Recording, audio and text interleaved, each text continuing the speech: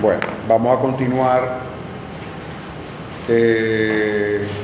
con la clase. ¿Cuántas clases le faltan para presentar estoy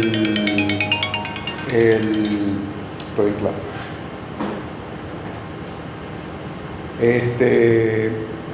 El examen de la profesora María.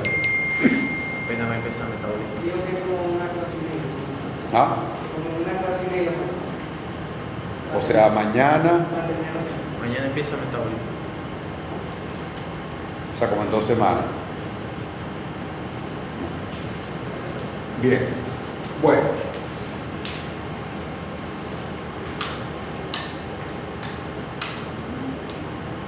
Vamos a ver entonces la parte de microbiología ruminal.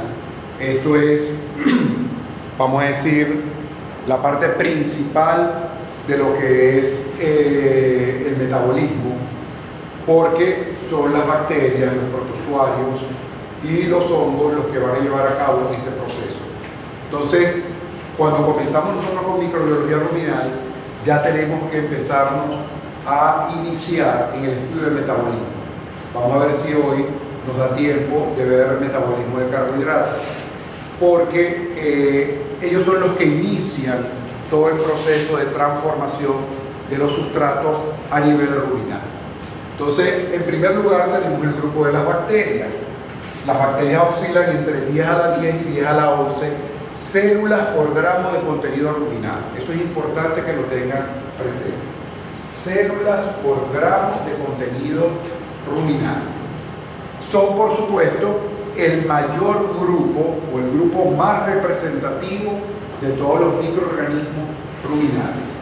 Y prácticamente las bacterias van a ser las responsables de la degradación de la fibra o de los componentes de la pared celular, como ustedes lo quieran decir. ¿Okay?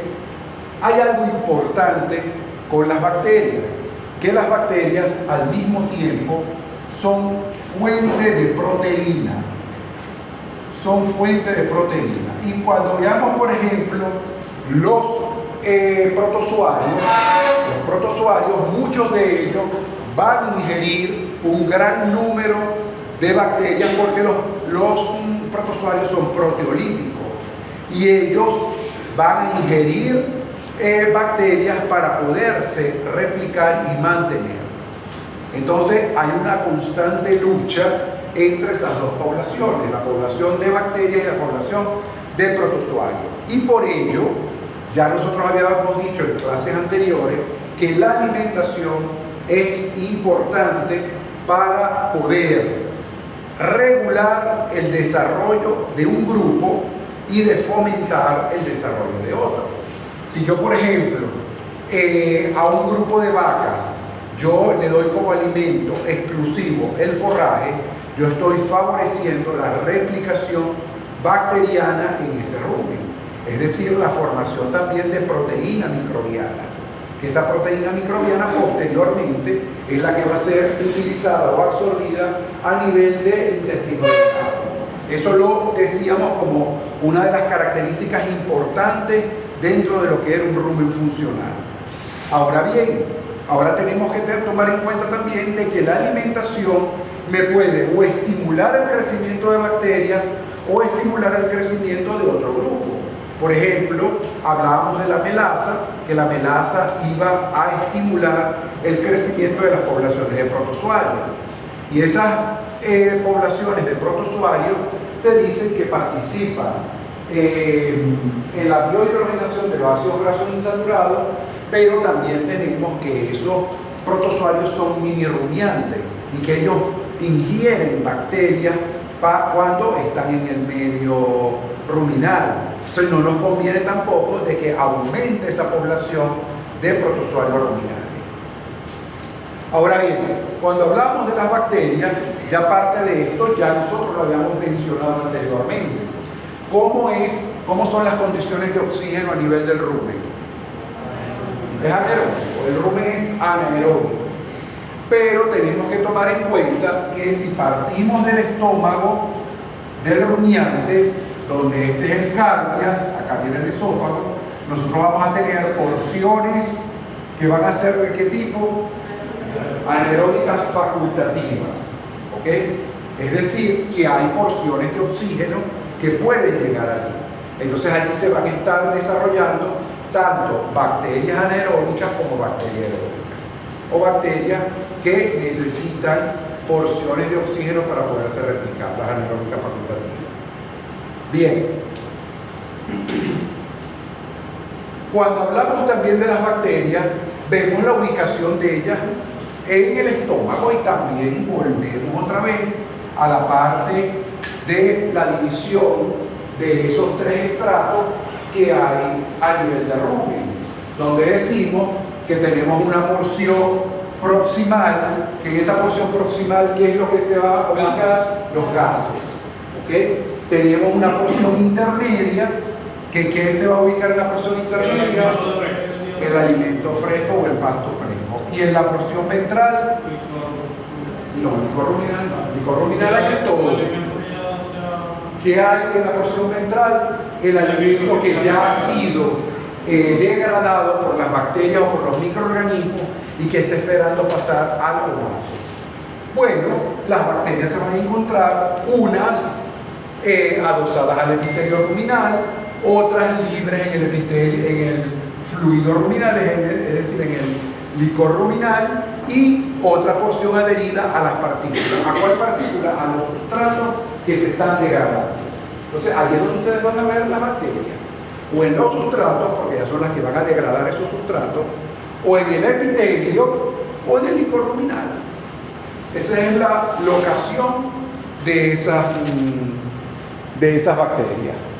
Ahora bien, nosotros hablábamos en la clase pasada de 8 grupos de bacterias que iban a estar ubicándose en ese licor ruminal.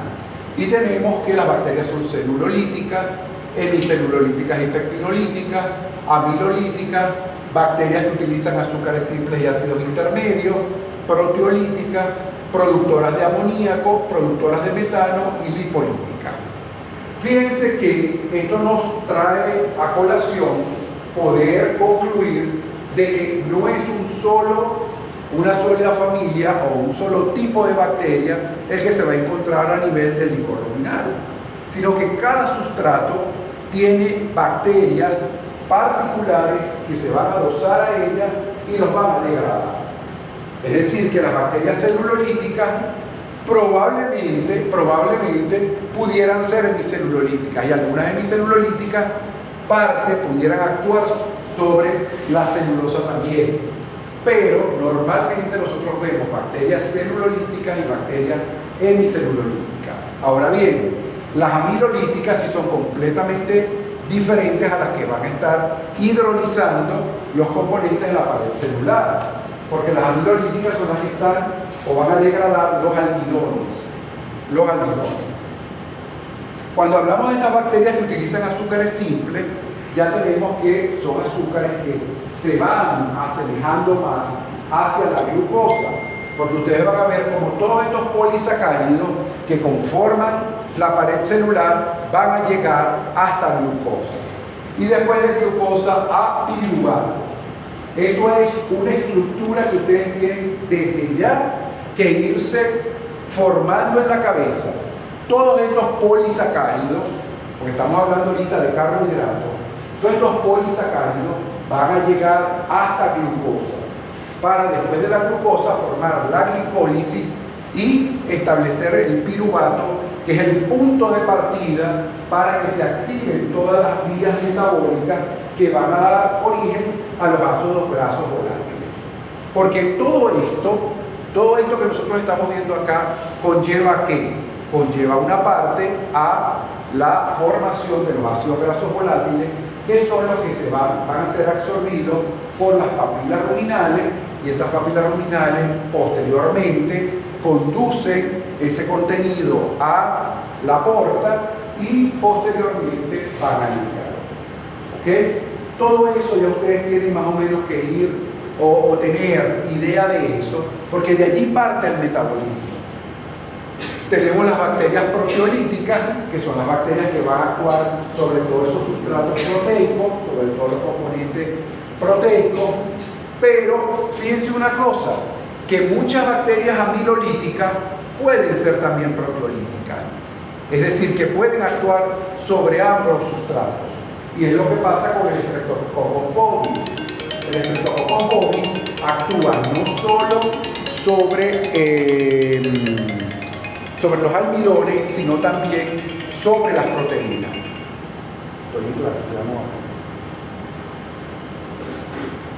Sobre las proteínas.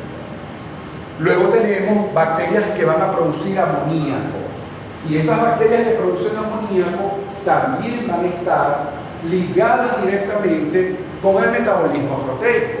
Porque cuando hablamos nosotros del metabolismo proteico, hablamos de los componentes nitrogenados de la dieta. Entonces esas bacterias van a estar también relacionadas con ese metabolismo. Cuando hablamos de las productoras de metano, tenemos que el metano se va a estar produciendo en la mayoría de la degradación de todos estos sustratos en el rumen, porque se van a producir gases junto con el CO2. ¿Y qué van a formar ellas? El eructo. Y ese eructo o ese gas que se va a formar va a pasar sale a través del cardia y por el esófago en una dirección cefálica, se va de nuevo hacia cavidad bucal para formar lo que conocemos nosotros como el eructo. Y tenemos las lipolíticas, que son aquellas bacterias que van a actuar sobre todos esos sustratos que están constituidos por ácidos grasos o por lípidos. Entonces, estos son los 8 grupos bacterianos que vamos a conseguir nosotros a nivel ruminal. Cada uno con sus particularidades y, por supuesto, con sus especies características. Cuando hablamos de la celulosa es hidrolizada por el Fibrobacter succinógenes. Esa es la bacteria principal dentro del grupo de bacterias celulolíticas. Si ustedes revisan a veces la literatura, dice que el Ruminococcus albus puede hidrolizar también la celulosa, o que el Fibrobacter puede hidrolizar también la hemicelulosa. Bueno, indistintamente, como sea, el Ruminococcus está más indicado para desdoblar la hemicelulosa y el Fibrobacter la celulosa. Fíjense ustedes acá el Streptococcus bovis, lo que les decía, va a actuar sobre las proteínas y sobre los almidones. Y tenemos acá las bacterias metanogénicas, que dentro de esas materias metanogénicas, esas bacterias metanogénicas que van a producir metano, tenemos el Metanobacterium ruminantium. Ese Metanobacterium ruminantium es el microorganismo encargado de producir metano a nivel ruminal. Seguimos nosotros con los fermentadores de azúcares y ácidos orgánicos, donde tenemos la megasfera el Desli, pero esa megasfera el Desli también produce amonio, ¿ok? Y tenemos el anaerobibrio lipolítico, que es la bacteria que va a estar hidrolizando los lípidos. Anaerobibrio lipolítica.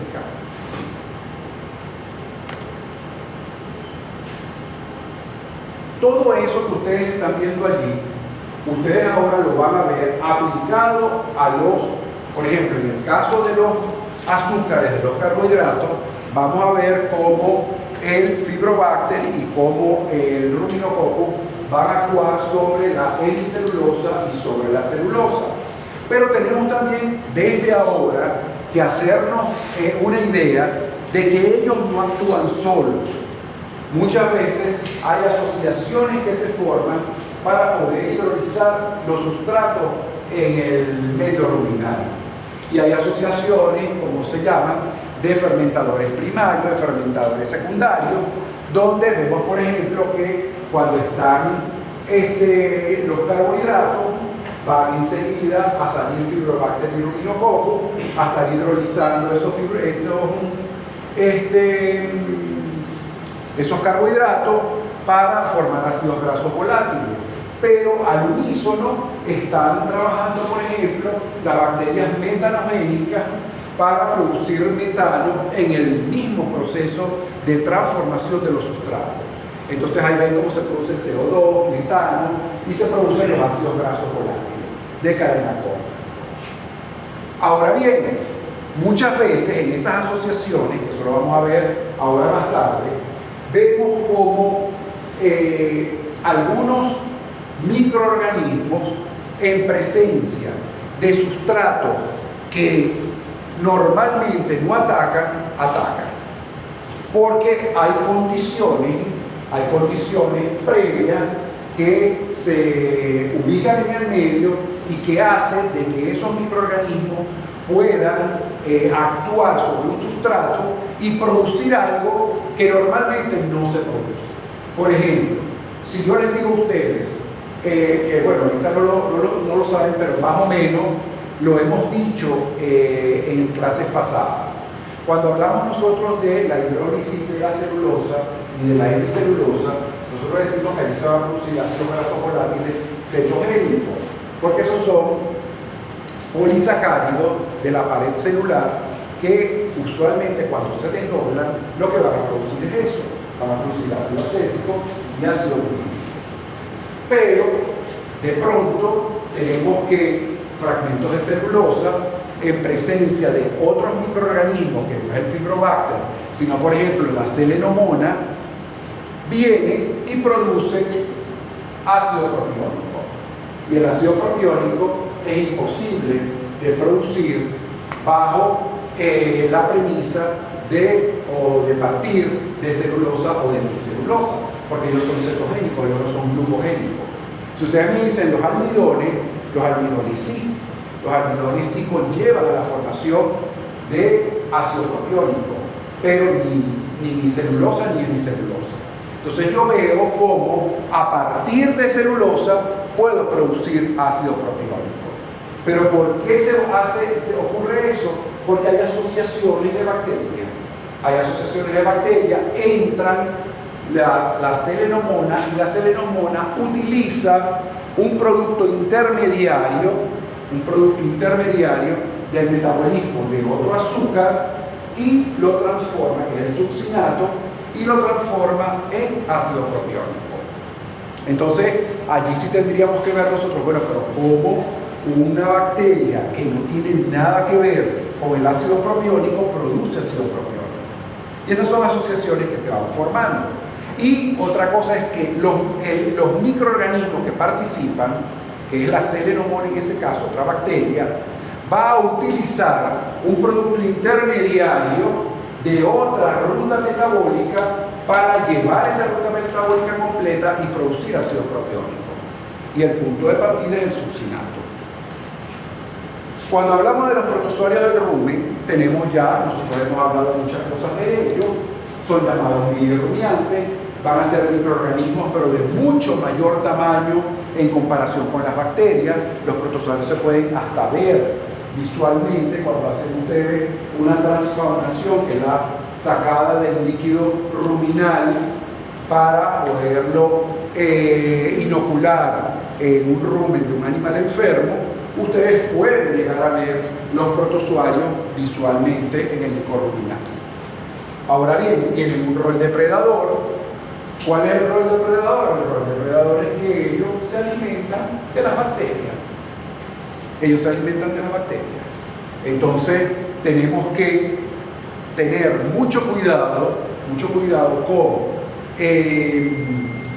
llevar muy claro lo que es la alimentación del rumiante para no estimular el crecimiento de esa población. Pueden ingerir bacterias, partículas de almidón, cloroplastos, vesículas liquidificadas, partículas plásticas, ellos son grandes, crecen a la par de las bacterias y sus dos grupos van a ser los holotrichas y los ectodictomorfos. Pásame la siguiente. Fíjense que viven en un medio anaeróbico igual que las bacterias. Ahora, producen ácidos grasos volátiles e hidrógeno para mantener el balance carbonado, son proteolíticos, ya yo se los había dicho, son proteolíticos y ellos disponen de una cisteína proteinasa. Tienen alta actividad aminopeptidasa y una limitada actividad desaminasa. Eso es importante en los protozoarios. Cuando estamos viendo nosotros de estas características ya puntuales en el metabolismo de ellos, vemos que ellos tienen participación en el metabolismo proteico y sobre todo en la parte de desaminación y transaminación. Tenemos también que los aminoácidos y el amonio son los productos finales de la digestión de la proteína, porque ellos son proteolíticos.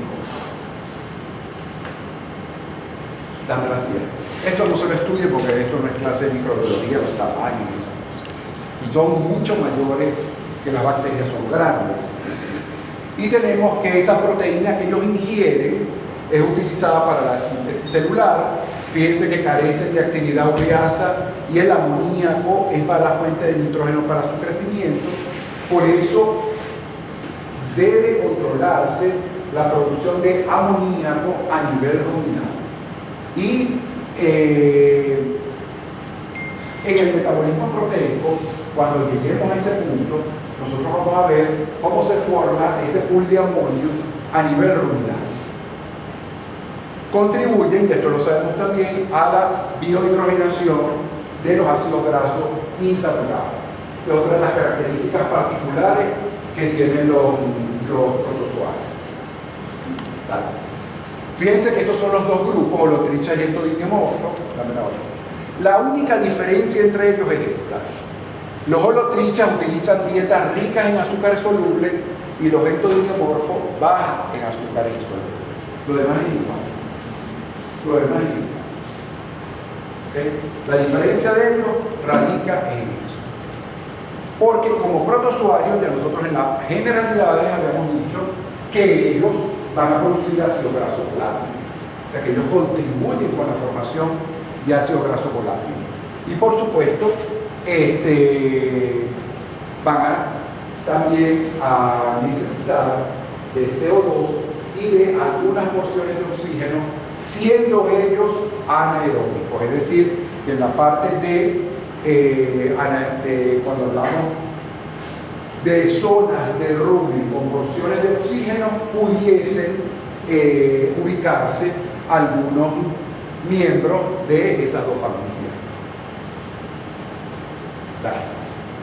Cuando hablamos de los hongos, en el tercer grupo de microorganismos, tenemos que ellos tienen una particularidad importante.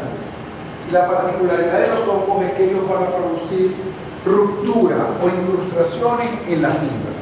¿Con qué finalidad? Con la finalidad de que los microorganismos, las bacterias, entren por esas incrustaciones y puedan degradar la fibra como tal. Por eso yo les digo siempre que tanto los protozoarios como los hongos preparan el camino para las bacterias. ¿Actúan primero los protozoarios, los hongos y después las bacterias? ¿Cómo? ¿Actúan primero los protozoarios? No, pueden actuar primero las bacterias también. Pueden actuar primero O sea, las depende bacterias. como el tamaño de la partícula. Para el tamaño de la partícula, correcto.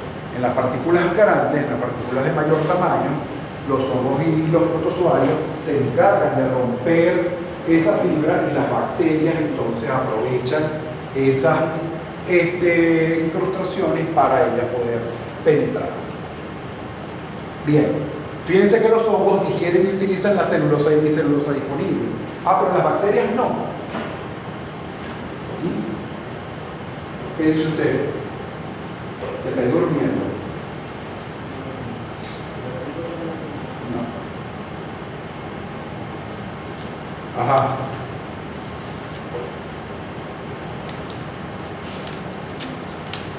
Sí, porque son hemicelulolíticas.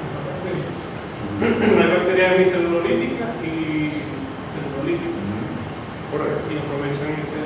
Claro, o sea, fíjense, esto que está acá, que digieren y utilizan la celulosa y hemicelulosa disponible, que son más eficientes que las bacterias, no, las bacterias son tan degradadoras de sustratos como ellos. Porque así como hay bacterias celulolíticas, hay bacterias hemicelulolíticas, o sea, son afines a un sustrato. Y los hongos no es que van a tener mayor afinidad por ello, sino que al lomito todo el mundo le mete el diente. O sea, a lo mejor todo el microorganismo le va a meter el diente más fácil, porque es lo predilecto y es lo más fácil de degradar. Pero hay bacterias celulolíticas y hay bacterias hemicelulolíticas. Bien. Dale. Fíjense que aquí hablamos de las asociaciones. Es decir, que ya nos acercamos entonces a la parte del metabolismo. En las asociaciones nosotros hablamos de los sustratos. Estos son los sustratos.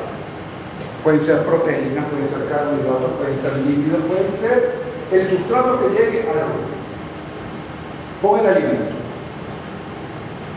¿Qué va a pasar? Que van a comenzar los fermentadores primarios a degradar esos sustratos. ¿Quiénes son los fermentadores primarios? Las bacterias. ¿Y qué van a producir? Bueno, van a producir ácidos grasos volátiles. Ácidos grasos volátiles. Pero al mismo tiempo, en la producción de esos ácidos grasos volátiles, participan los fermentadores secundarios, donde tenemos bacterias metanogénicas y de pronto ya bacterias más particulares a sustratos más complejos. Y tenemos que se van a comenzar a producir todo lo que es metano, CO2, acetato y cada uno de esos ácidos grasos volátiles que se van a estar produciendo a nivel ruminal. Pero lo que llama la atención de esta lámina es que la degradación de los sustratos no es de un solo microorganismo, sino que actúan varios microorganismos para producir la variedad de productos que se llevan a cabo a nivel ruminal. Pasa la siguiente. Fíjense que acá vemos nosotros, por ejemplo, el Peptostreptococcus sp. ¿Por qué el Peptostreptococcus aparece allí? Aparece allí por una simple razón. El Fibrobacter succinógenes necesita de ciertos compuestos para poder hidrolizar la celulosa. Pásame la siguiente. Cuando se hidroliza la celulosa, el Fibrobacter necesita algunos componentes en el medio. Algunos componentes en el medio. ¿Cuáles son esos componentes que necesita? Bueno, necesita por un lado amonio, necesita CO2, necesita ácidos grasos ramificados y necesita también vitaminas. El caretrero se lo aprende así. ¿Y de dónde sale eso? ¿De dónde viene eso? Y cómo un microorganismo va a utilizar unos productos que no sabemos de dónde vienen. Y vienen porque otro microorganismo le va a proporcionar esos productos para que él pueda actuar sobre la celulosa. Si esto no está, él no puede actuar sobre el sustrato. Entonces por eso se llama asociaciones de microorganismos. Porque el Peptostreptococcus, por ejemplo el anterior, el Peptostreptococcus, ¿qué le va a aportar al Fibrobacter? El amonio y los ácidos grasos de cadena ramificada. Ahí lo tienen. Entonces hay que entender esto para poder posteriormente aplicar esto al metabolismo de la celulosa. El Fibrobacter necesita de algunos compuestos para poder hidrolizar la celulosa. ¿Quién aporta esos compuestos? El Peptostreptococcus. Eso es una asociación. ¿Qué aporta? Amonio y ácido graso de cadena ramificada. Ahora bien, fíjense que, pasamos a la siguiente. Cuando vemos nosotros, como se lo vengo diciendo, el metabolismo de la celulosa es hidrolizada por una bacteria celulolítica. Y estas bacterias celulolíticas, partiendo de la celulosa, ¿qué van a producir? Ácidos grasos volátiles cetogénicos. ¿Cuáles son esos ácidos grasos cetogénicos? ¿Cuáles son esos ácidos grasos cetogénicos? El ácido acético. No podemos hablar de butírico porque estamos hablando de celulosa. Y a partir de celulosa no se forma ácido butírico, pero se forma ácido acético. ¿Ok? El cetógeno. Cuando hablamos nosotros de los ácidos grasos volátiles cetogénicos, son los ácidos grasos precursores de la grasa. De la grasa. Entonces, ¿por qué ya tenemos que ir llevando esto a la realidad de la producción animal? ¿Por qué decimos nosotros que la leche de las vacas del sur del lago es rica en grasa? O cuando pagaban la grasa las plantas como un incentivo dentro del recibo de la leche, porque la grasa tenía unos excelentes niveles la leche tenía unos excelentes niveles de grasa. ¿Por qué lo pagaban? Porque las dietas de las vacas es a base de forraje. Y el forraje estimula a la formación de ácido acético y ácido butírico, porque lo podemos nosotros tampoco aislar a la hemicelulosa. ¿Okay? Entonces, ellos son precursores de la grasa. Y siempre que nosotros alimentemos las vacas con forraje, vamos a tener nosotros un buen tenor de grasa en la leche. Pero al mismo tiempo, los machos castrados, los novillos, se van a cebar también muy bien a base de pasto.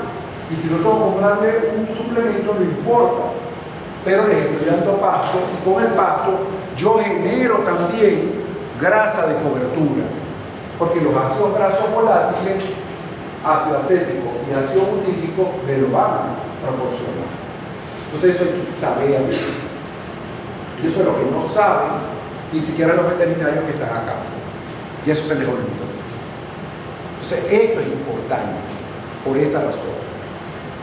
No tenemos que estar pensando en tantas dietas a base de cereales o dietas que vayan a limitar los costos de producción cuando el kilo de carne y el litro de leche no están siendo bien pagados al productor agropecuario. Entonces, tenemos que trabajar con el pago y fomentar el consumo de materia seca en estos ambientes. Pásame la anterior. Entonces, ya sabemos nosotros de esta asociación que hay acá, pero acá tenemos otra que es más complicada. Y más complicada porque aquí vemos cómo un microorganismo va a actuar sobre un sustrato que me va a producir ácido propiónico. Y el ácido propiónico no me lo produce nunca la celulosa. La celulosa me llega hasta ácido acético y ácido fórmico, más nada. Pero no hasta ácido propiónico. Bueno, pero ¿qué pasa? Que en el medio tenemos succinato, que era lo que yo les decía. El succinato es un producto intermedio de la vía del oxaloacetato. Del oxaloacetato. Y ese producto intermedio puede llegar hasta allí o puede seguir su camino en esa cascada. Y el próximo, vamos a decir, paso, luego del succinato en esa cascada, es el ácido propiónico.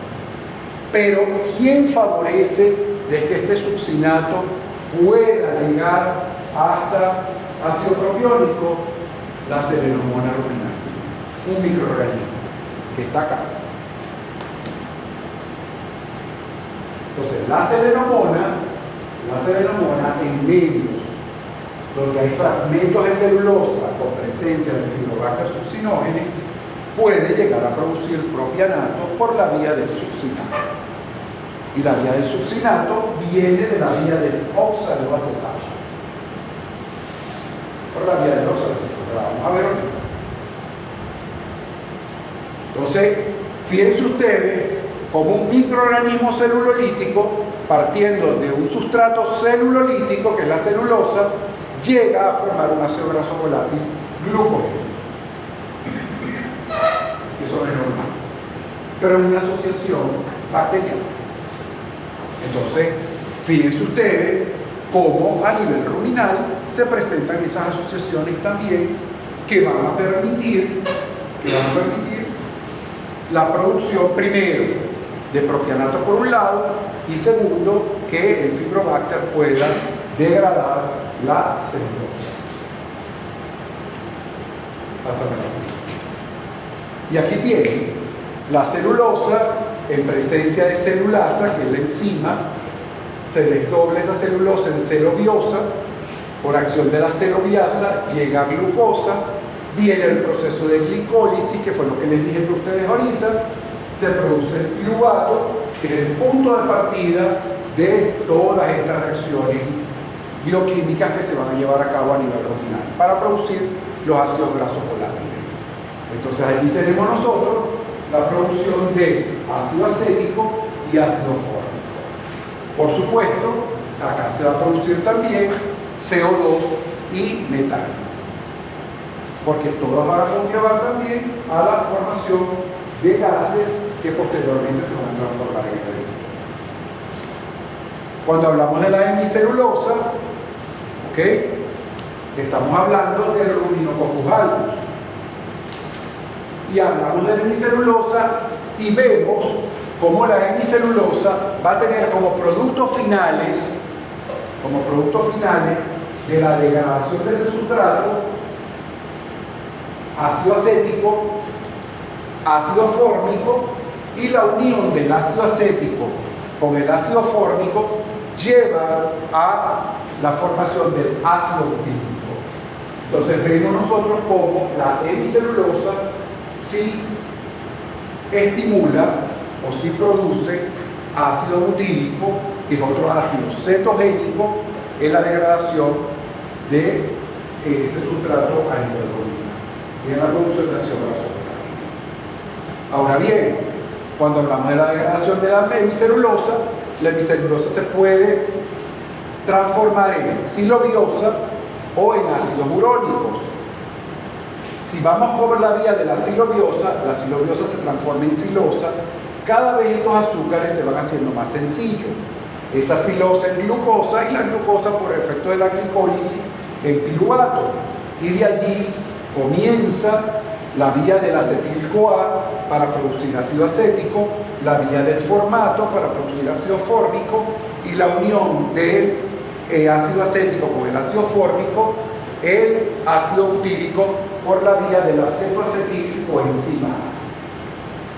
¿Okay? La vía del acetoacetil coenzima A. Entonces, vamos a ver, Andrés, ¿cuáles son las vías que se activan en la transformación de la celulosa? No, pero ¿cuál es la vía? ¿Cómo se llama la vía?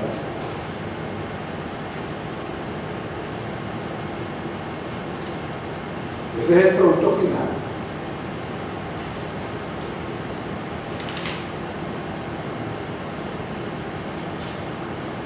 Valeria.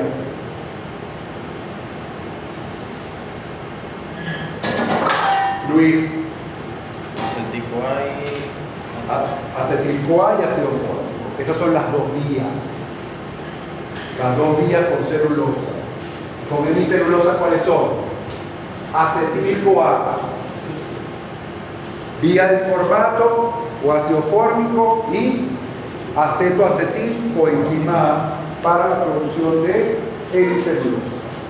Eso tienen que irlo escribiendo, porque eso es lo importante de esto.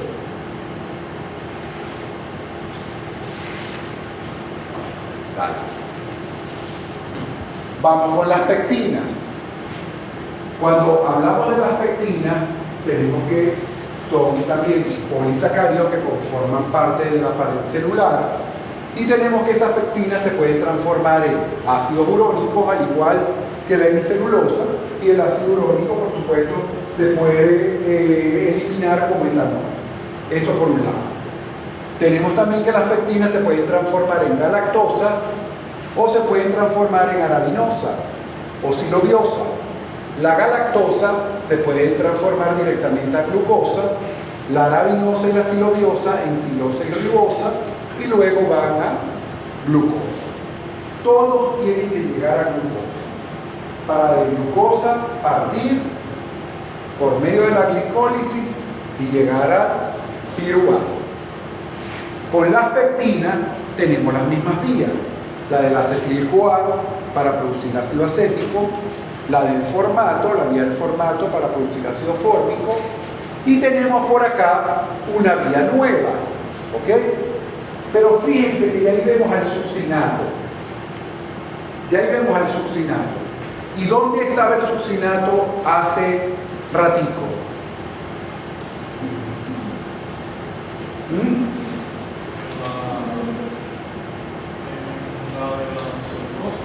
En la de la celulosa. En la asociación con celulosa, nosotros veíamos succinato en el medio. Pero ¿de dónde viene ese succinato? De acá. De acá. El succinato viene de la vía del oxaloacetato y es una vía intermedia. Aquí, ahí, en las pectinas, llega hasta succinato, pero esa no es la vía completa. Pasa a la siguiente. La vía completa es esta. Fíjense. Aquí está. El oxaloacetato, la vía del oxaloacetato. Succinato es una vía intermedia. Pero para las pectinas llega hasta allí. Entonces el producto final en las pectinas. Pero en los fructanos, fíjense cómo el succinato llega hasta ácido propiónico.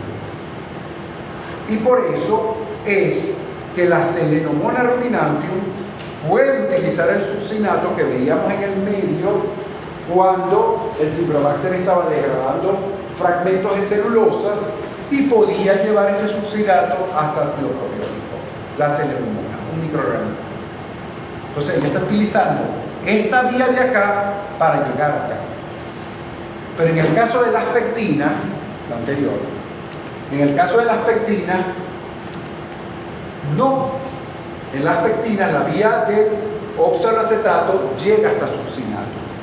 Entonces tenemos producción de ácido acético, porque se activa la vía del acetil-CoA.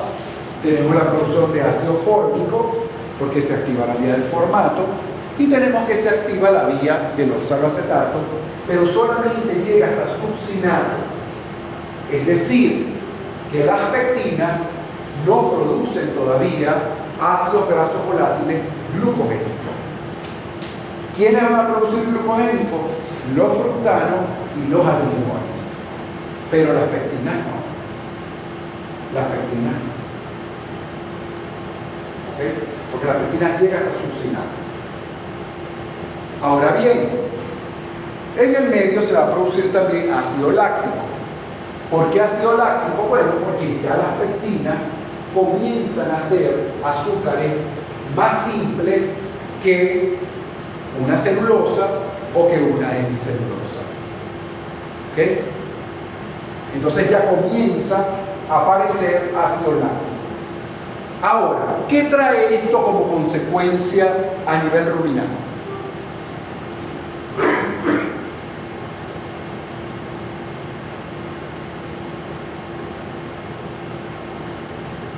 Kleiner, ¿qué cree usted?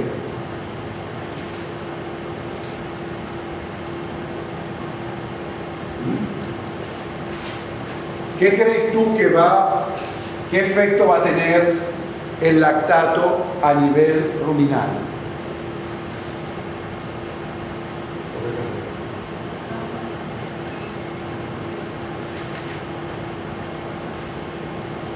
Nada. Fabio.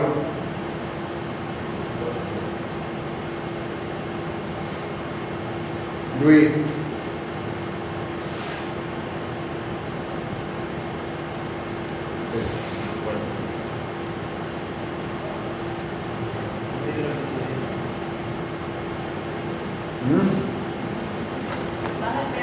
Baja el pH.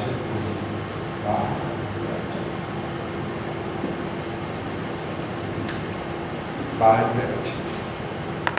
Ya con esto comienza la bajada del pH ruminal. Ácido láctico.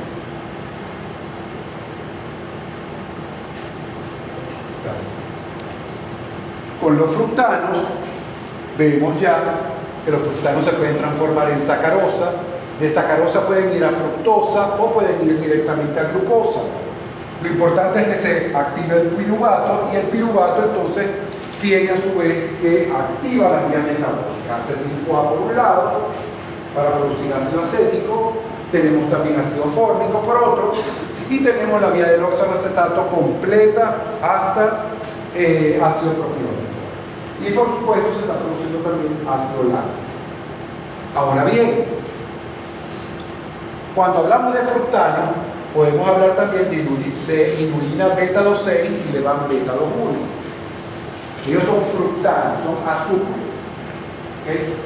Y tenemos que, ya cuando estamos hablando nosotros de fructano, ya tenemos nosotros que tener conocimiento de que al estarse produciendo ácido propiónico a nivel ruminal, ¿cómo será la producción de leche en esas vacas?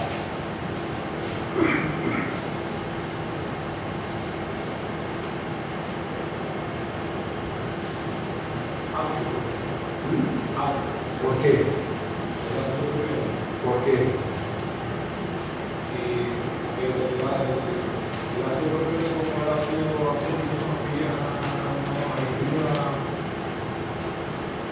Vamos a ver allá, profesor.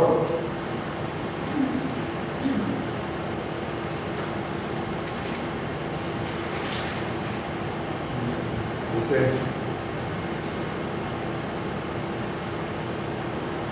Ali.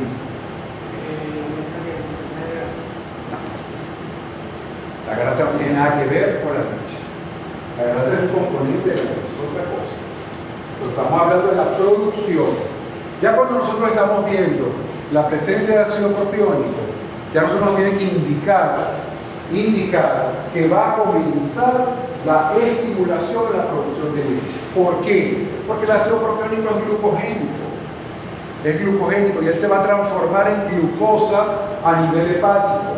Y esa glucosa es la que va a estimular a la formación de lactosa a nivel de glándula mamaria.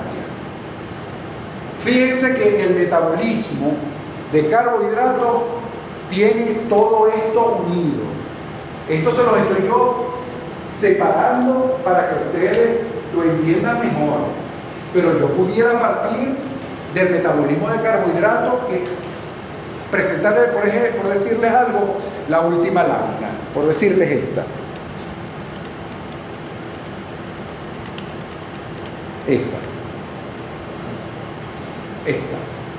Y esto es lo que está aquí, eso es lo que está ahí, es el resumen de todo lo que hemos visto nosotros, pasito por pasito. Eso que está ahí. Y ese es el metabolismo de carbohidratos. Pero, al empezar por aquí, si empezamos por aquí, ahí se quedan, pero perdidos en el tiempo. Entonces, tenemos que ir viendo las cosas separadamente para que ustedes entiendan mejor de dónde salen las cosas. Si yo estoy dando un alimento concentrado, yo estoy estimulando la formación de ácidos grasos volátiles, pero sobre todo los glucogénicos. Es decir, glucogénico. Glucogénico es propiónico. Butírico es cetogénico. ¿Ok? Entonces, al yo estimular la producción de ácido propiónico, yo estoy estimulando a que la vaca produzca leche. Y por eso es que cuando yo le doy alimento concentrado a una vaca, dentro de una dieta formulada en base a su requerimiento, la vaca va a producir leche. Ahora, le quito yo el alimento concentrado, ella va a bajar la producción de leche. ¿Por qué la va a bajar? Bueno, porque lo que le va a quedar es el forraje, y el forraje va a producir ácidos grasos volátiles, pero cetogénicos. Muy poco glucogénico. Entonces, por eso es que ustedes ven que cuando agregan alimento concentrado en un corral, en una vaquera, comienza a aumentar la producción. Claro que comienza a aumentar la producción, pero es por eso. Porque yo estoy estimulando en el rumen de esas vacas la producción de ácido propiónico. Eso es todo. Quito el alimento concentrado, baja la leche. Meto silo de maíz, tiende a aumentar la leche. Pero el silo de maíz no porque sea energético, sino porque el silo de maíz tiene granos de maíz en su constitución, y esos granos de maíz, por supuesto, que van a estimular la producción de ácido propiónico, pero no por la vía de los fructanos, sino por la vía de los almidones.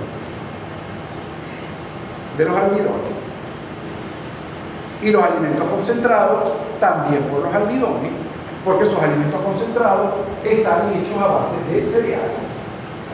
A base de cereales, y esos cereales tienen alta concentración de almidón. Los almidones, en presencia de la amilasa, se transforman en dextrina, en presencia de las alfa-dextrinasas en maltosa, por acción de la alfa-glucosidasa glucosa y por acción de la glicólisis y la glucosa piruvato. Y cuando vemos nosotros ese piruvato, en presencia de los almidones, me va a estimular la vía del oxaloacetato para producir ácido propiónico y me produce también ácido láctico. Por eso es que el pH ruminal tiende a bajar mucho cuando le estoy dando altas concentraciones de alimentos concentrados a vacas o a toros o a novillos o a la categoría que ustedes quieran suplementar. Porque ya lo que me están produciendo son ácidos grasos glucogénicos por un lado, volátiles por un lado, y ácido láctico. Más nada. Fíjense que los almidones no estimulan la producción o la estimulación de la vía del acetílico-A. Es decir, que no se produce ácido acético. No se produce ácido acético.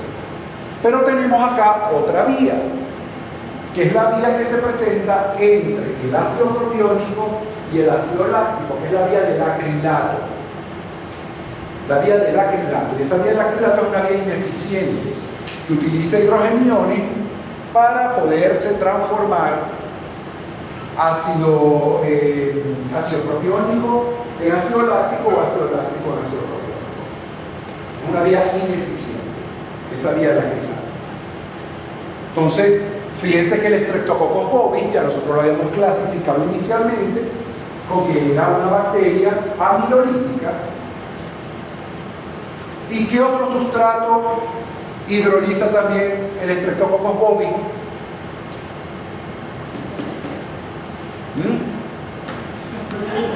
Las proteínas.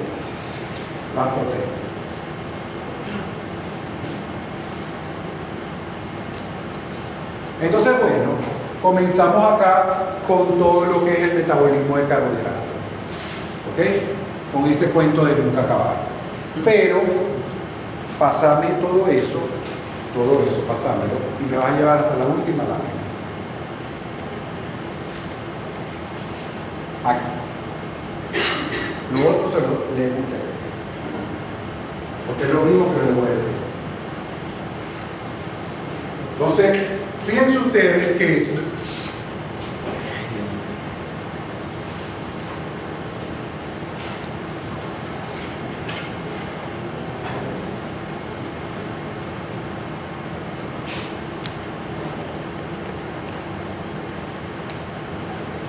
todo comienza con el alimento.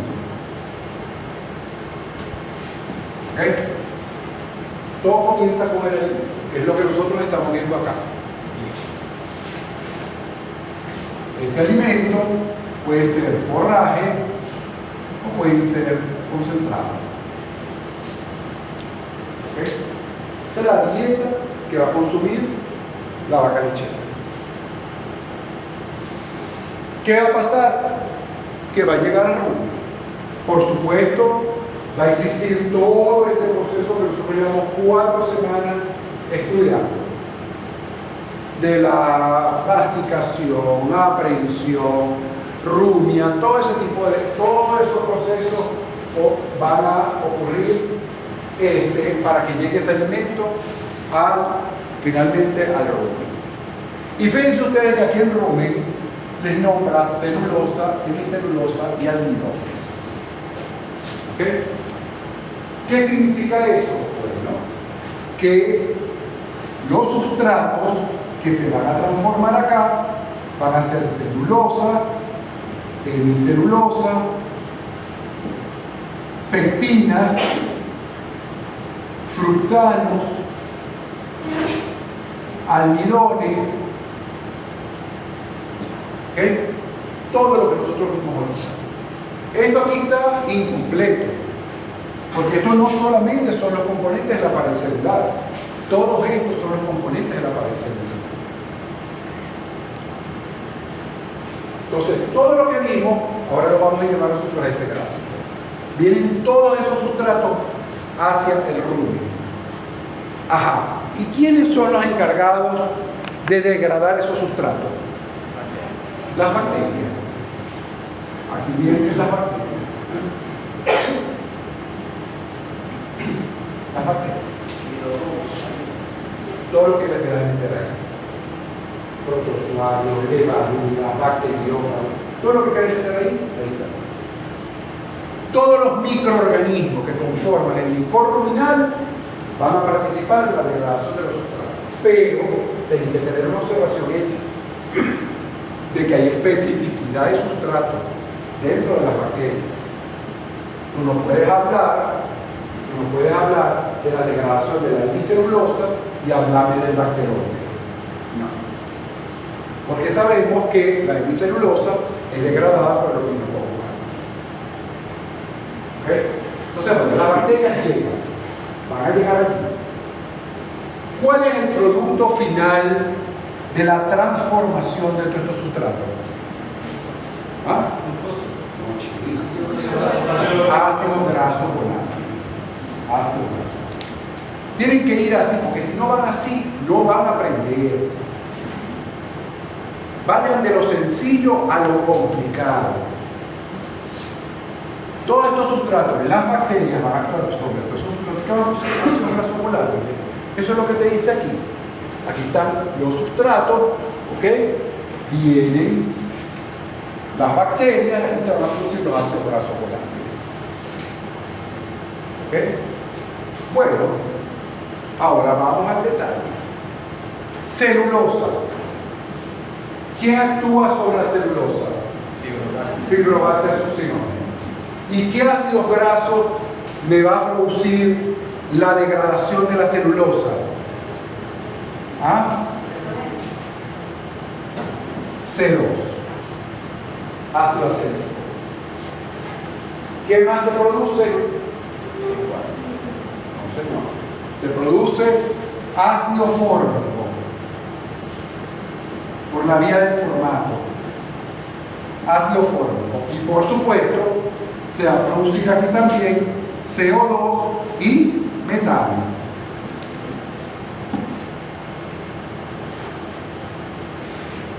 Y se van a producir también acá, para que de una vez, así que estos marcadores sí son malos. Yo creo que este es el de la muchacha que yo tenía parqueado por ahí. Los isoácidos.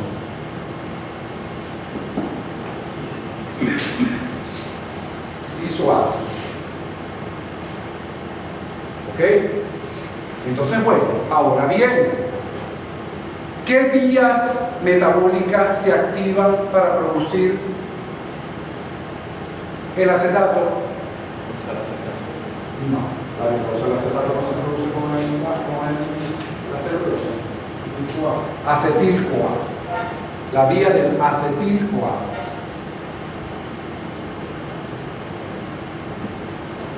Acetil-CoA. Ya está. ¿Qué más vas a poner ahí? No puedes poner más nada, porque ya no hay más nada. Vamos con la hemicelulosa. ¿Quién actúa sobre la hemicelulosa? El Ruminococcus anus. ¿Y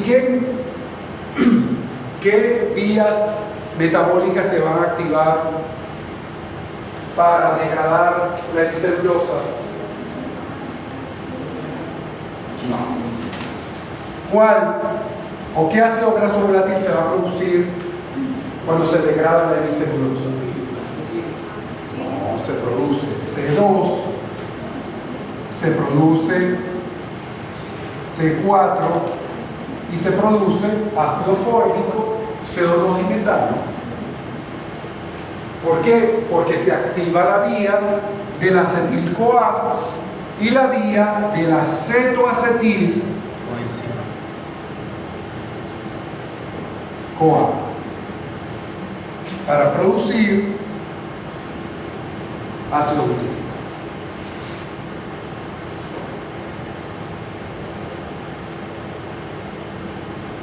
Vamos con pectinas y fructanos. Pectinas y fructanos me van a activar la vía del acetil-CoA porque se va a producir ácido acético. La vía de la hemicelulosa me produce ambos, C2 y C4. La vía de las pectinas y de los fructanos me activa otra vía, que es la vía del oxaloacetato, para producir succinato en el caso de las pectinas y en el caso de los fructanos, ácido propiónico. Ojo con eso. ¿Ok? Pero ese C3 también se me va a producir por parte de los almidones. Y no puedo olvidar el ácido láctico, que se me va a producir con los almidones, con los fructanos y que comienza a producirse con las pectinas. ¿Ok? Entonces fíjense que todo esto que está acá es esto que está acá. Aquí los tienen todos. Butirato, aquí está. Ácido acético, aquí está. Es más, pectinas y fructanos también producen ácido acético. El único que no produce ácido acético, ¿cuál es? Los almidones. Los almidones. Bien. ¿Qué va a pasar entonces con esos ácidos grasos volátiles? Se comienzan a clasificar en cetogénicos y glucogénicos.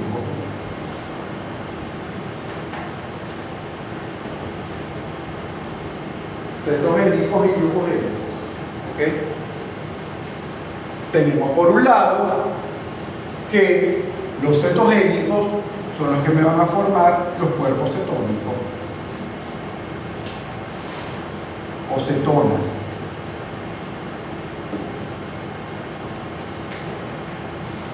¿Cómo hacen ellos para llegar a la circulación portal?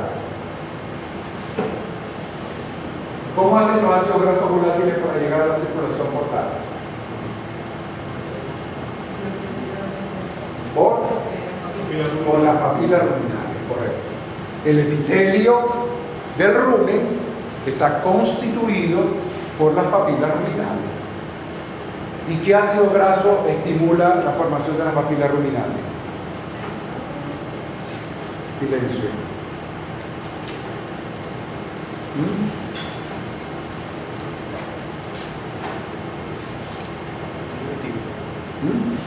Butírico. Ok. Está bien. Entonces, esos ácidos grasos volátiles pasan a través de las papilas ruminales hacia la circulación portal. ¿Y para dónde se van a dirigir? Para el hígado. Aquí está. Para el hígado. Ahora bien, fíjense que cuando estamos hablando de estos sustratos, celulosa, hemicelulosa y almidones, vemos como parte de los almidones pasa directamente a intestino delgado.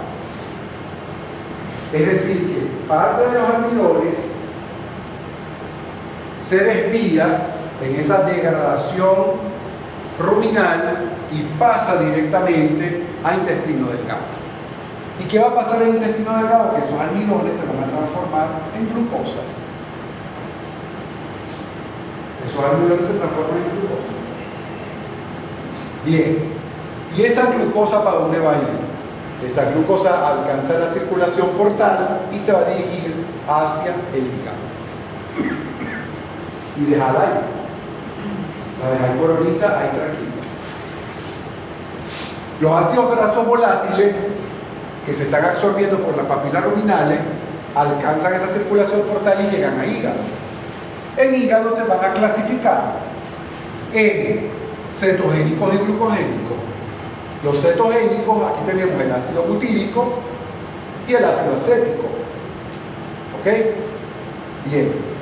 Y por otro lado, tenemos aquí el ácido propiónico. El ácido propiónico es glucogénico. ¿En qué se va a transformar el ácido propiónico? En glucosa. Pero a nivel hepático se va a formar el pool de glucosa. ¿Y quién forma ese pool de glucosa?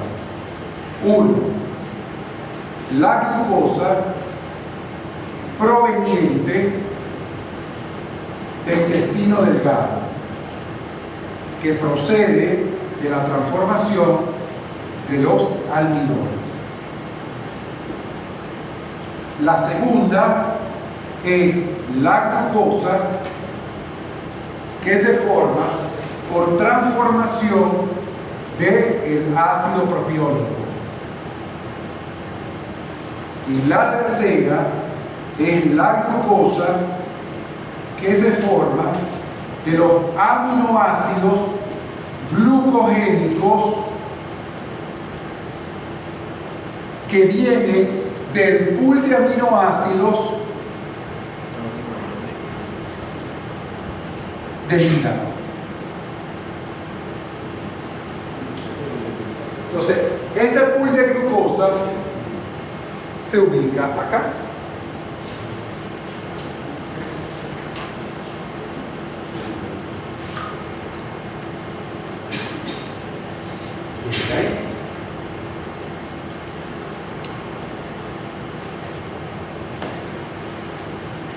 ¿Qué va a pasar con esa glucosa? Toda esa glucosa que forma parte de ese pool de glucosa va a dirigirse hacia la glándula mamaria. Y lo primero que hace esa glucosa es estimular la producción de lactosa, que es el azúcar de la leche. ¿Okay? La glucosa estimula la formación de lactosa, que es el azúcar de la leche. A mayor cantidad de ácido propiónico, mayor cantidad de glucosa se producirá a nivel del hígado y mayor cantidad de glucosa llegará a la glándula mamaria y por supuesto estimula a la glándula mamaria la producción de leche. Ahora bien, ahí no llega todo. Ya terminamos con esta parte de la glucosa por un lado, pero tenemos a todos estos señores, los cetogénicos. ¿Qué va a pasar con ellos? Los cetogénicos, que son el butirato y el acetato, simple y llanamente, ¿qué va a pasar? Ellos van a venir acá y van a formar cuerpos cetónicos, porque ellos son cetogénicos. ¿Ok? Todas esas cetonas o todos esos cuerpos cetónicos se presentan a la glándula mamaria. ¿Qué va a pasar ahí? ¿Qué va a pasar ahí? Simple y llanamente vienen y fíjense, se va a formar grasa láctea. Grasa láctea. Pero ¿quién forma esa grasa láctea? ¿Cómo se forma la grasa? La grasa se forma partiendo de los triglicéridos. ¿Y qué es un triglicérido? ¿Qué es un triglicérido? Y un glicerol. Ok. Los ácidos grasos libres aquí están. Son los cuerpos cetónicos. Ok. Pero ¿qué hace falta? El glicerol. ¿Y de dónde saco yo el glicerol? ¿De dónde saco yo el glicerol? De la glucosa.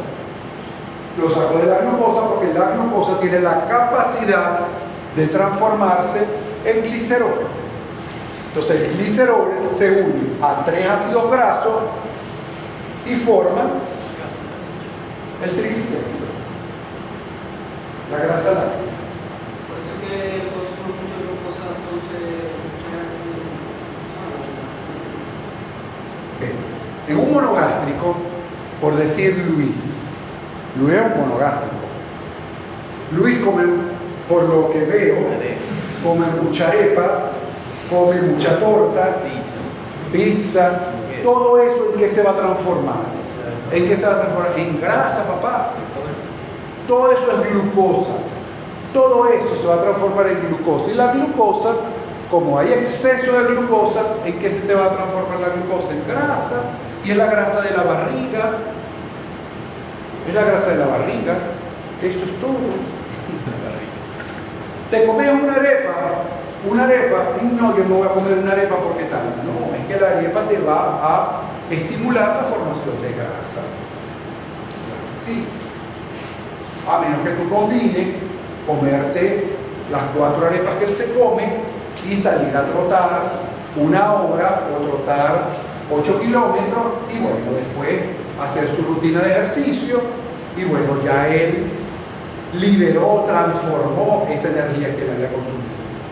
Pero de resto esa grasa, ese azúcar se va a transformar en grasa.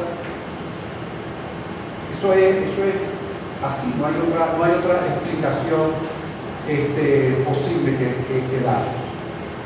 Entonces, lo mismo ocurre acá.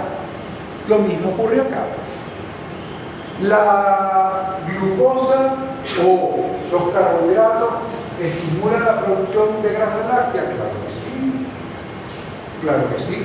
¿Quién forma la grasa láctea? Los lípidos y los carbohidratos. Los lípidos y los carbohidratos. Y los carbohidratos, porque ellos a nivel ruminal se van a producir los ácidos grasos cetogénicos y esos cuerpos cetónicos van a formar parte del triglicérido cuando a nivel de glándula mamaria se enfrentan con el glicerol, que no es más que la transformación de parte de la glucosa, que aquí lo estamos viendo. Ahora, fíjense ustedes la participación del tejido adiposo. Ahí lo tienen. Cuando ustedes ven la participación del tejido adiposo, ven la glucosa y ven los cuerpos cetónicos, igualitos los triglicéridos, y aquí ven ustedes cómo a nivel de tejido adiposo se va a acumular el azúcar, la glucosa transformada en glicerol para formar parte de los triglicéridos, grasa de cobertura. Por eso yo les digo, a partir de los carbohidratos estructurales, yo puedo formar grasa de cobertura. Un novillo en ceba me va a desarrollar la parte de producción de grasa de cobertura, porque primero que ellos están en un balance energético positivo todo el tiempo. Entonces ellos van a utilizar todos esos cuerpos cetónicos para formar grasa. Y esos cuerpos cetónicos provienen de la transformación de la celulosa y de la hemicelulosa. Entonces no tengo ningún problema por ese lado.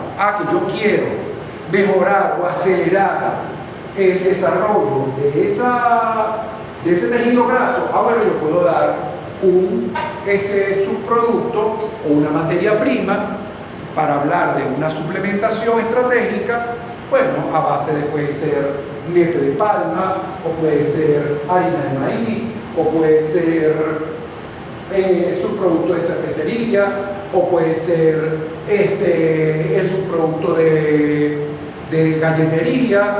Todo eso se puede utilizar y eso va a estimular la formación de grasa de cobertura en un animal de ceba. En un animal de leche, una vaca lechera, le va a estimular la producción de leche. Y si la vaca ya está en balance energético positivo, entonces ¿qué pasa? Que parte de esa energía la va a utilizar ella para mejorar su condición corporal. ¿Y qué es el balance energético positivo?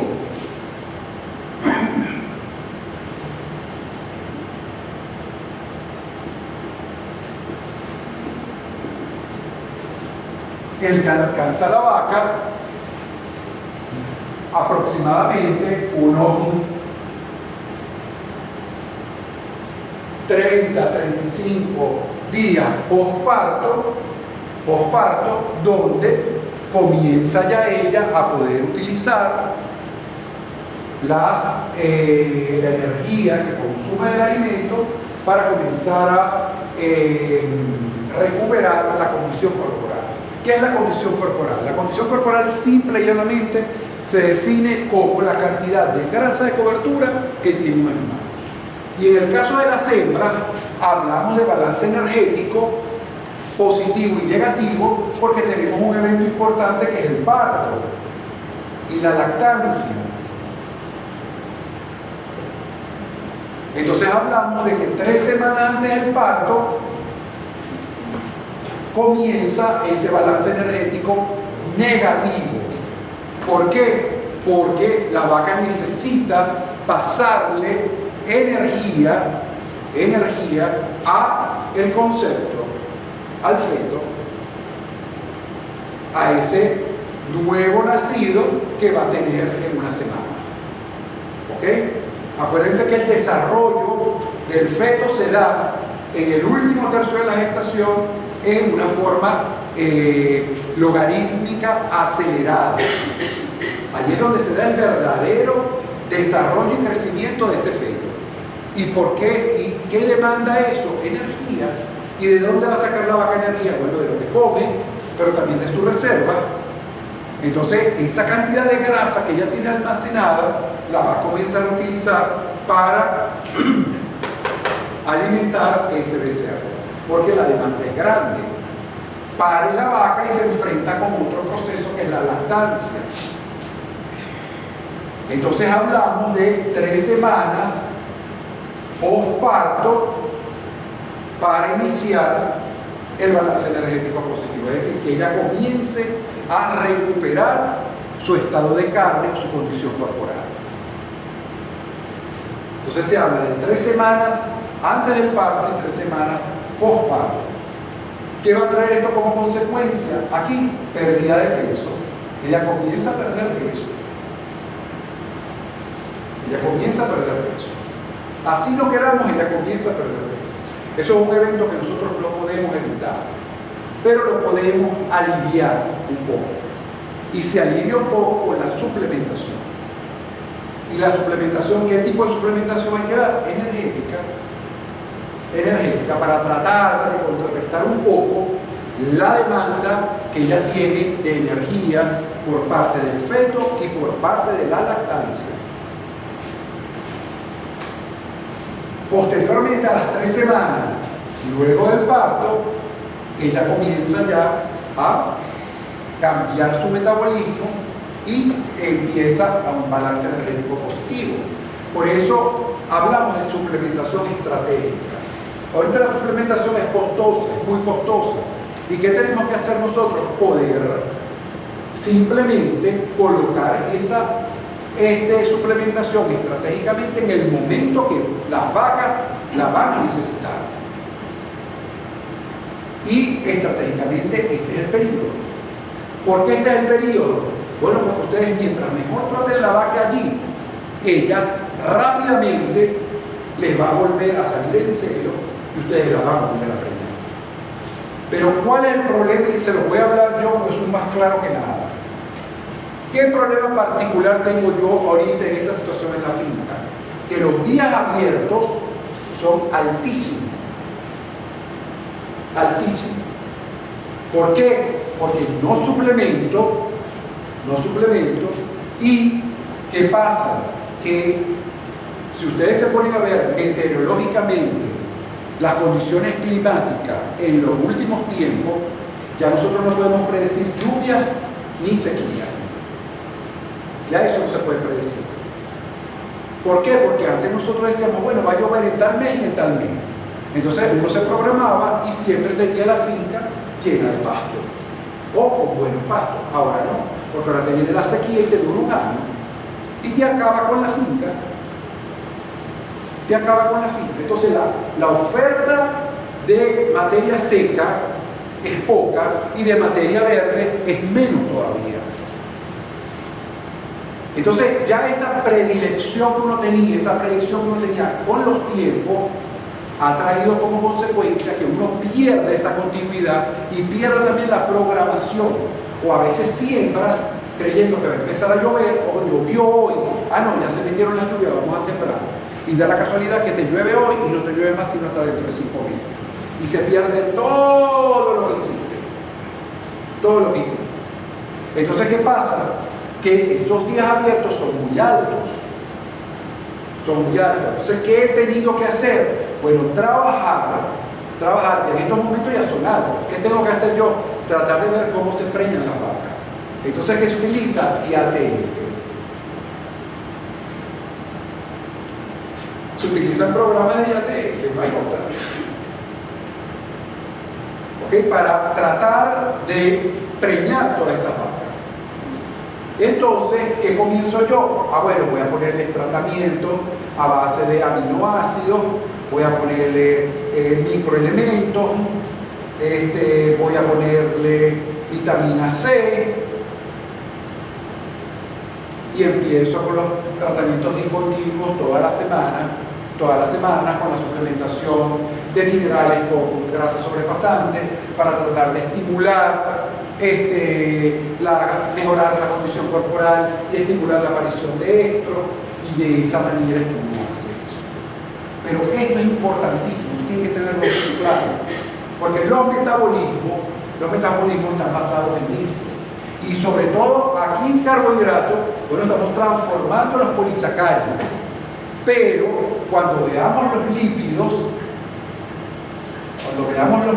que probablemente sea la semana que viene, entonces vamos a ver nosotros que para nosotros poder hablar del metabolismo del lípido, tenemos que conocer bien lo que es el balance energético positivo y el balance energético negativo. Porque allí es que van a participar los ácidos grasos poliinsaturados. Entonces, esto que está acá es muy, muy importante. Esto es lo más importante de nutrición, el metabolismo de carbohidratos. Lo más importante de nutrición es esto. Porque esto les da ahorita a ustedes ya el conocimiento de cómo el pastoreo, la ingestión de materia seca, la ingestión de materia verde, es la que está relacionada tanto con la producción de leche en una parte. No es que ellos son los que son precursores del ácido propiónico para producir leche, no, porque ahí tendríamos que hablar de los almidones. Pero tenemos que ver que es el alimento que nosotros tenemos que preocuparnos, porque la vaca consuma, porque eso es rumiante, ellos no son monogámicos. Preocupémonos con el cochino, darle todo el alimento que necesita en sus etapas, que al cumplir eso no van a tener problemas. Desde el preiniciador hasta el borde. No van a tener problemas con eso. Porque eso es como una regla. Y con los pollos igualito. Con los pollos de borde igualito.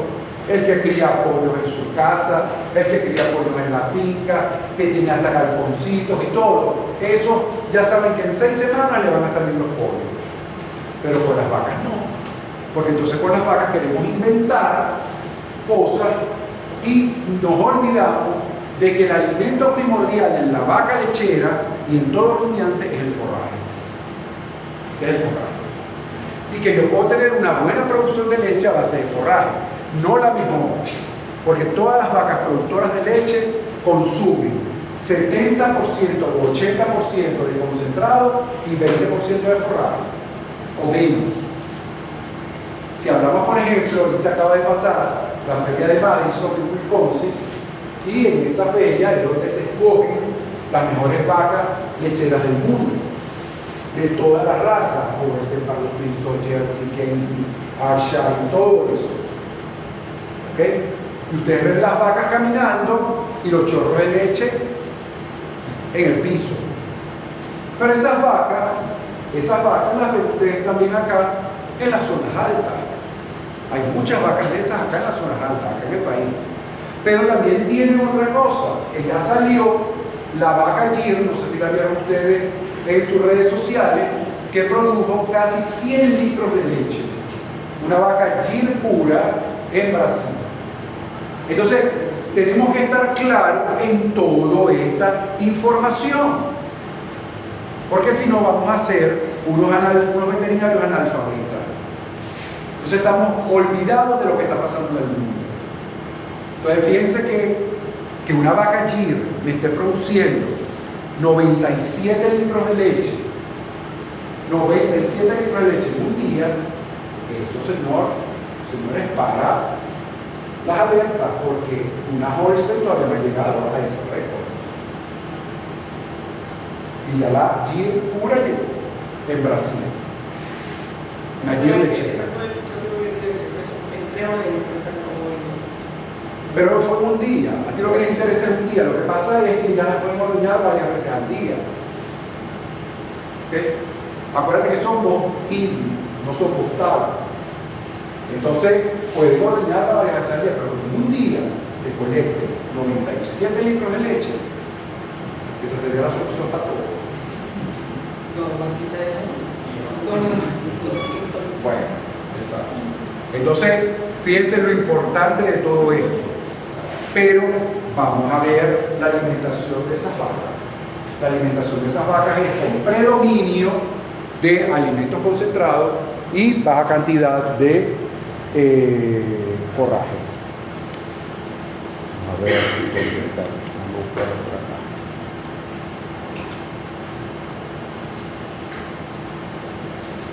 Aquí está. Fíjense. Ahí vemos nosotros 4 sistemas de alimentación. 4 sistemas de alimentación. 80% forraje, 20% concentrado. 60% forraje, 40% concentrado. 40% forraje, 60% concentrado.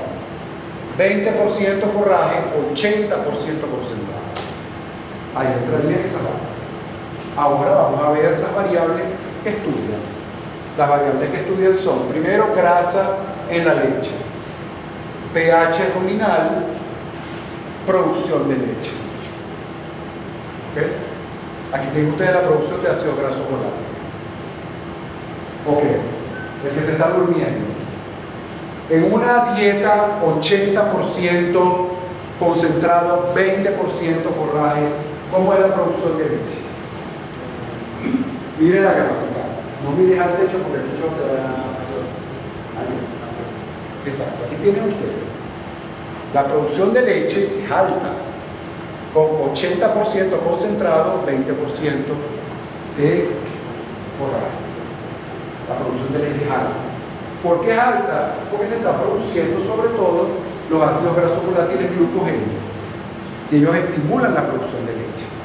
Ahora, si yo te pregunto a ti mismo, ¿cómo será el pH ruminal de esa vaca? 80% concentrado, 20% forraje. ¿Cómo? Bajo. Muy bien, bajo.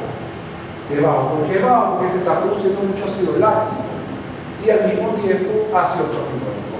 Y ellos tumban el pH ruminal. Bien, ahora vamos a ver, por otro lado, ¿cuál es la otra variable? Grasa en la leche. ¿Cómo será la grasa en la leche? Mayor también.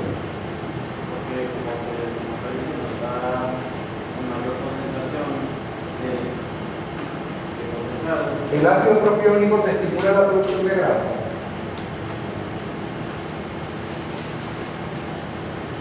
Si no sabes, porque no habéis prestado atención a la grasa. Porque te tengo un Ajá, Andrés, ¿cómo será la producción de grasa láctea? Es baja. ¿Por qué? Porque si los ácidos grasos volátiles que se están produciendo son ácido propiónico y ácido láctico, ellos no son cetogénicos, ellos son glucogénicos. Y los que estimulan la producción de grasa son los cetogénicos. Ahora usted, señorita, tengo una dieta 80% forraje, 20% concentrado. ¿Cómo cree usted que va a ser la producción de leche? Perdón, No, es baja, fíjate que es baja en comparación de la producción de leche de una ración 80-20, de 80 concentrada. ¿Por qué? Porque el pasto no te va a estimular la producción de leche. sino el concentrado. Entonces, está comenzando a subir, pero es baja. Es baja. Ahora, el pH ruminal, ¿cómo será?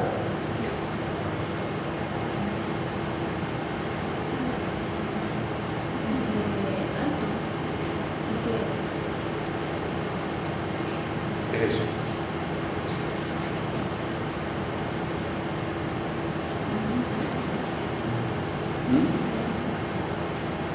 Pero ¿qué me haces con las manos? No te entiendo.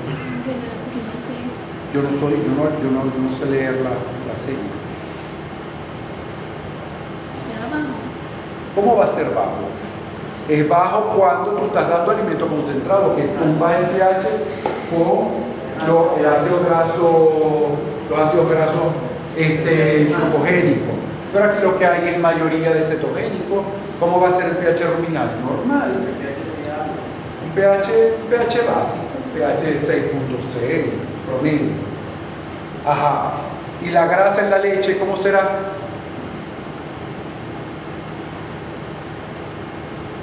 Con un 80% de forraje y un 20% de concentrado.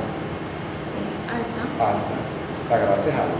La grasa es alta porque se están produciendo ácidos grasos volátiles cetogénicos y ellos conllevan a la formación de grasa en la leche. O sea que esa vaca que puede producir casi siempre esa leche sería más grasa.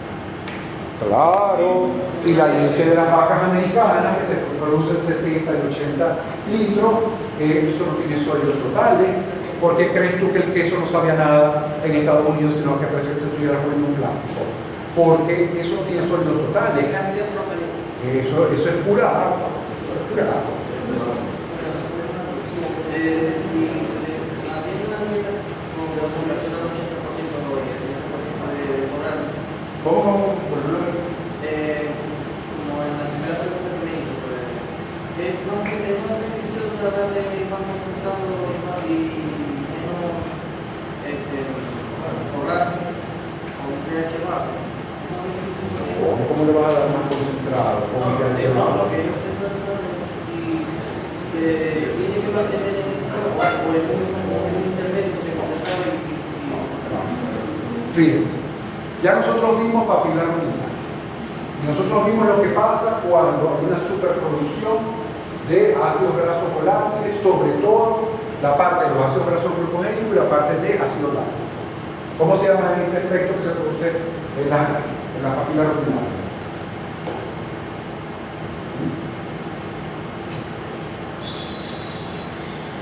Todo eso tiene que relacionarlo porque si no, para queratosis. Entonces, ¿qué pasa? Fíjate una cosa.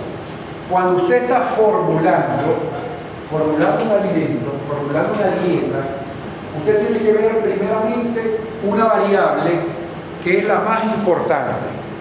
¿Cuál es esa variable? Los requerimientos. Eso es lo más importante. Para usted poder formular, usted tiene que saber a quién le va a poner. Porque usted no le va a poner a ella una dieta de una bebé de 2 meses. Entonces usted tiene que saber a quién le va a formular. Cuando usted está hablando de vacas de alta producción de leche, son vacas que necesitan grandes cantidades de energía metabolizada. Y esa energía metabolizada usted la va a conseguir con el alimento. Por eso que esas son vacas que entran en este rango 80-20. ¿Por qué? Porque usted tiene también que proporcionar un alimento que le haga expresar la capacidad genética que tiene esa vaca de producir leche. en este caso 80% de concentrado y 20% Sí. A veces es más concentrado y menos forraje. Acuérdate que ellas no pastorean. por ejemplo 90 y 10%. Ellas no pastorean. Ellas siempre están en ¿cómo se llama? Están confinadas en los estados. Ellas no salen a pastorear en un potrero, o sea, ellas no caminan. Entonces, ¿qué pasa? Que usted le va a dar el alimento concentrado, pero ese alimento concentrado es tratado. porque hay que manipular el pH ruminal, porque si no las matan. ¿Y cómo haces tú para manipular el pH ruminal? Bueno, tienes que utilizar unos compuestos, una sustancia que tienes que incluir en el alimento, que es el bicarbonato de sodio. Y ese bicarbonato de sodio tiene que producir el efecto buffer en el rumen para tratar de elevar un poco el pH. Que no sea muy alto. Exacto. Entonces, usted tiene que utilizar eso. Se utilizan también enzimas. Se utilizan enzimas también que participen en ese proceso de digestión para ayudarlas también. Pues son unas máquinas de producción de leche. Y, por supuesto, usted le tiene que dar el suplemento rico en fibra para que pueda usted cumplir con ese porcentaje de fibra foral.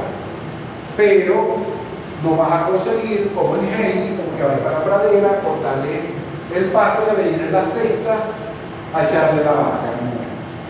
Ahí vas a trabajar con pastos conservados.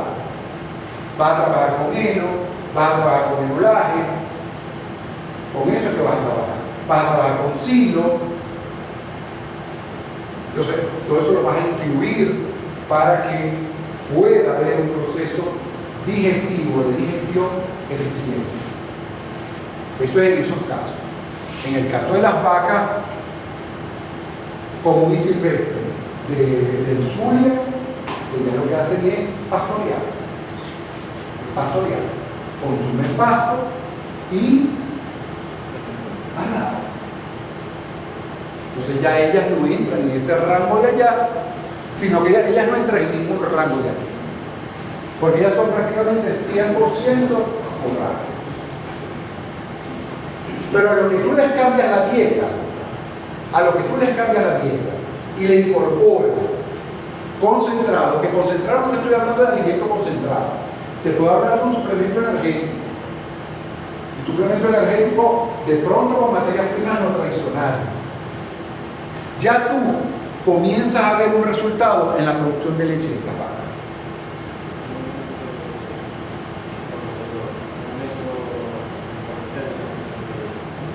Sí, pero porque se produce ácido propiónico. ¿A base de algún cereal o también ayudaría eso? Bueno, sí, lo que sea, pero es que no te voy a hablar de ninguno todavía porque no hemos visto materias primas no tradicionales. Pero tú puedes poner cualquier materia prima energética no tradicional que te abarata costos y te va a producir, vamos a decir, un efecto energético en el animal. Entonces, allí se buscan las alternativas. Por ejemplo, si estás cerca de plataneras y hay mucho plátano de desperdicio, bueno, utilizar el plátano. O vamos a trabajar en base a, de pronto, no te voy a hablar de nepe o de chocolatina. ¿Por qué no te voy a hablar de nepe ni de chocolatina? Porque ellas no estimulan la producción de leche. Ellas te van a mejorar la densidad energética de la ración. ¿Ok? Y te van a mejorar también el metabolismo lipídico que se va a dar allí. Y te puede estimular en la parte del balance energético negativo. ¿Ok? Pero ellos no son materias primas que te van a inducir a un aumento en la producción de leche. El maíz, sí. El maíz, sí, claro, el maíz. Acuérdate que el maíz, el principal componente son los almidones, y ya vimos que los almidones te van a formar ácido propiónico. Entonces el maíz sí, es el mejor. Pero ¿cuánto cuesta tener maíz? Entonces, bueno, estamos listos.